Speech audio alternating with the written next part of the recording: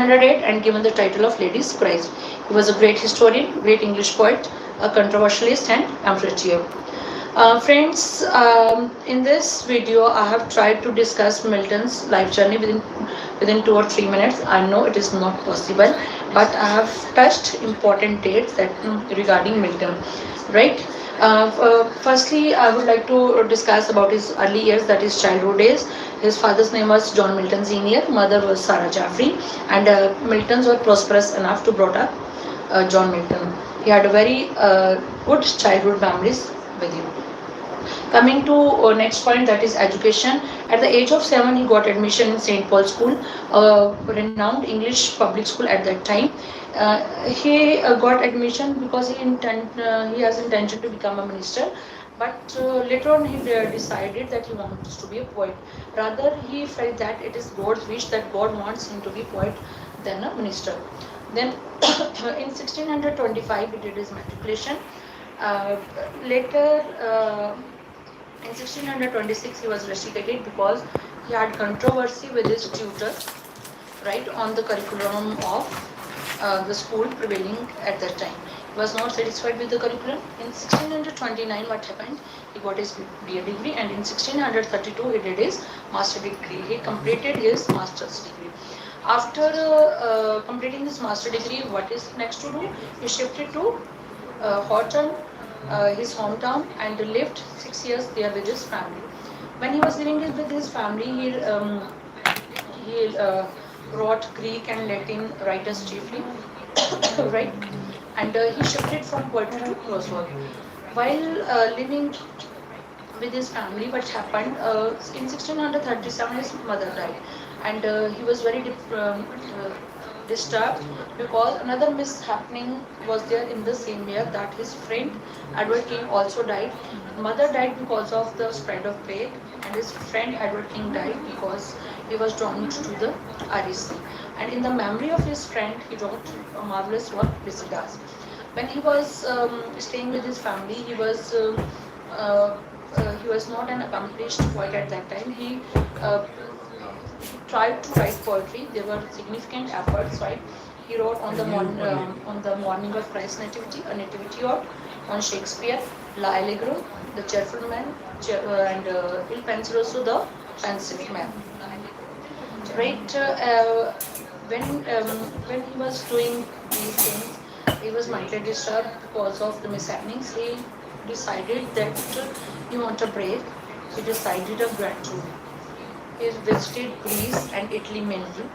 He was impressed by the people there. He was impressed by the writers there, and the main impression on his poetry is from Galileo. He was very much impressed by Galileo.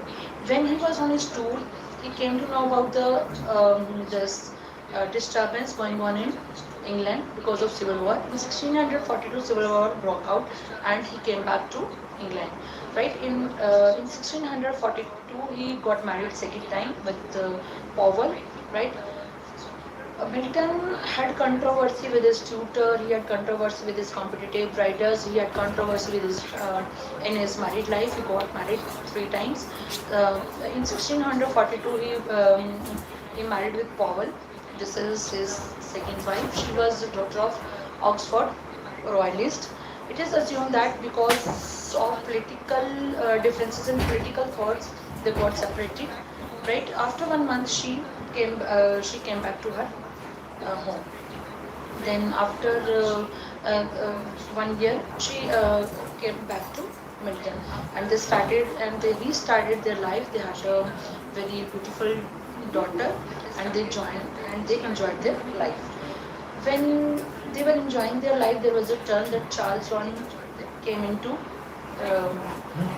monarchy came into existence. So Milton was very against this monarchy. He knew his future, and he shifted to another side. When he was going through this phase, he wrote pamphlets, right? In 1643, a famous pamphlet was written by Milton, that is, the this one is the discipline The Doctrine and Discipline of Divorce. It was published in 1643. He was against the divorce laws, right? For him, marriage life is based on love and mutual understanding.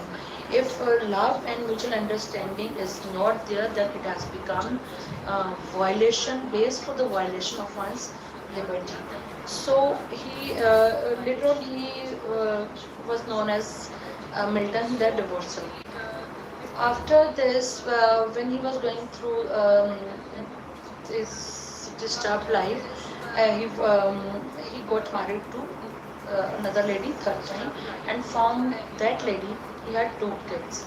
In 1652, he got blind, and in this year, this was again a tragic year for him, because in 1652 he got blind.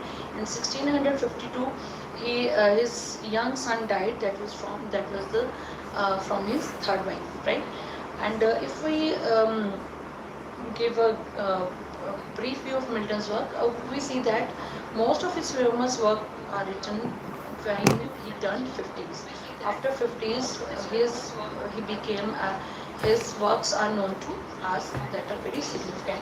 In his last work, which was written after on his blindness, that is Paradise Lost and Paradise Regained. In 1660, he wrote Paradise Lost, and in 1674, he wrote Paradise Regained. While talking about Paradise Lost and Paradise Regained, I remember one thing, that he was a great scholar, he was a good student in his student life. He had interest in science and scientific discoveries, and is this thing or this trait is proved when he write Paradise Lost. In chapter 8 of Paradise Lost, he has mentioned about planetary motions. This shows his interest in science also. Means he was very intellectual scholar, right? And in 74 he died. So this is all about Milton. I have given a very brief view, right? I hope you will like my video, and if you like it, please don't forget to share and subscribe. Thank you. Hello friends, welcome to my channel once again. Today my topic is on negative compatibility. Negative compatibility. This term is coined by John Keats in 1877. Right. According to Keats, negative compatibility is an ability to characterize the capacity of the greatest writers to pursue a vision of artistic beauty. Right. It is an ability of poets to perceive, to think, and operate beyond the capacity of human beings. The concept of negative compatibility is precisely a rejection of set philosophies and preconceived systems of nature. According to Keats, the poet should be receptive rather than searching for facts and reasons, and rather than to seek absolute knowledge of every truth, doubt, or mystery.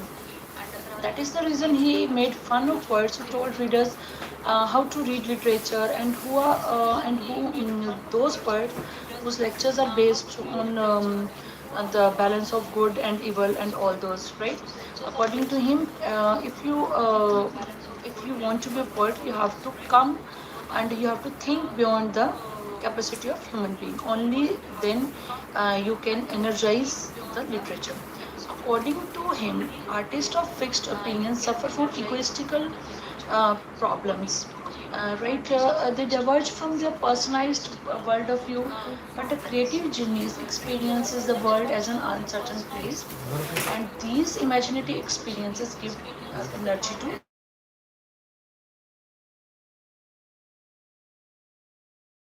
nothing, but it is everything.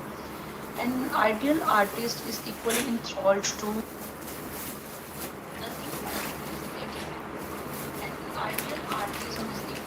inhabit the mind of a character, and this can be seen in the works of Shakespeare, right? That is the reason he wrote in his letter that Shakespeare is the first among men of genius who possess this negative compatibility so enormously. And why he said this thing? Because Shakespeare's poetry articulated various points of views and never advocated a particular vision of truth. That is the reason he kept Shakespeare among the first among men of genius who coined who use this negative compatibility in their literature, right?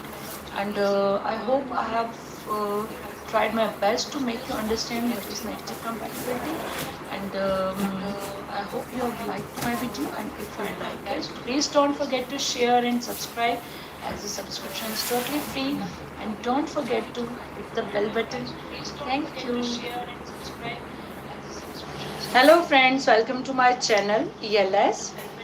Today my topic is for those friends who are preparing for CTET, HTET, TGT English, PGT English or any other entrance exam related with literature. Being a student of literature, there are some things which should be on the tips. What are these things? Today my topic is on those. So let's start today's video. I'm going to discuss who is father of English novel. Henry Fielding is known as father of English novel. Father of English poems is Chaucer. Father of modern English literature G.B. Shaw. Father of empiricism Francis Bacon. Then let's talk about poets. Poet of poets is Edmund Spenser. John Keats is known as love of beauty, right? And who is known as poet of nature? All of us know William Wordsworth, who is very near and dear to our hearts, those who are students of literature, right? Then Skylarks and Winds, P.B. Shelley. Mock heroic poet Alexander Pope, very famous. Lake poet S.T. Coleridge. Poet of love John Donne. Our beloved poet. Epic poet Milton. Rebel poet Lord Byron. Poet and painter William Blake. So this is all about my today's video. I hope you will like my video, and if you like it, please don't forget to share and subscribe, as the subscription is totally free. And don't forget to click the bell button so that you can get my updates. Thank you for your love.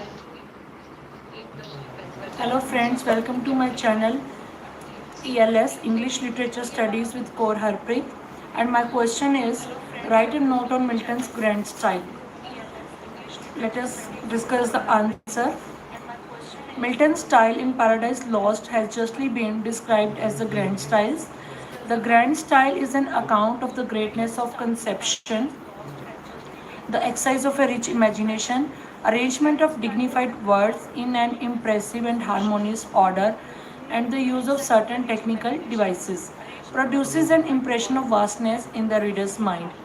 In the sure and flawless perfection of rhythm, diction, figure of speech, especially the use of epic or Homeric similes, Milton is as admirable as Virgil and Dante, and he is unique among the English poets. It has to be pointed out that the grand style is far from a style based on the conversation of common people. It is not the kind of style insisted upon by 20th century critics like T.S. Eliot. The grand style is completely divorced from the common speech of common people. It is a style that largely employs unfamiliar words and expressions. One of the most striking ingredients of this style is the long, complex, involved sentences, but which, when understood, produces in the reader an effect of wonder, amazement, and admiration. Another essential quality of Milton's style is its elusiveness, or called as indirect references. This quality, which also contributes to the elevation of style, consists of a rich matter of observation in the realm of nature and human experience. Milton explores all the treasures of poetry and learning, for his allusion, myth and legend, historical, literary and scientific facts are all made use of classical and biblical allusions are to be found in abundance. Then there are epic similes. A simple simile is a comparison of two different things having some similarities, but an epic simile travels beyond the point and gives a complete world picture of the scene of the incident present in the mind of the poet.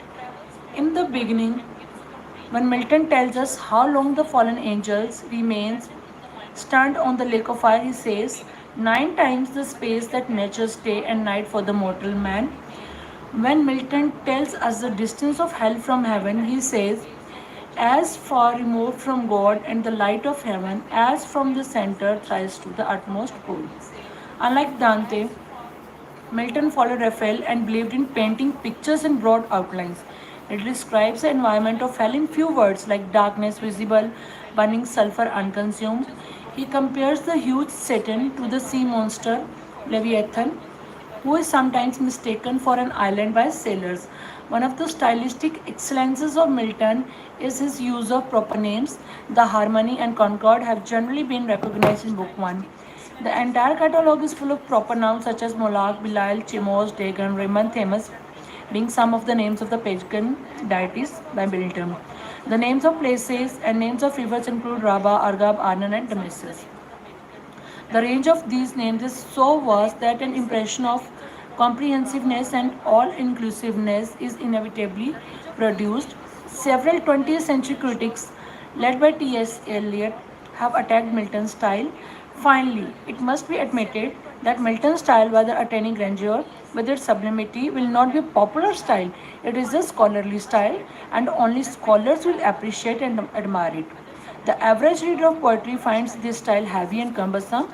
It is not possible to understand Paradise Lost without annotations. So, friends, this is all about Milton's grand style, and I hope you will like my video.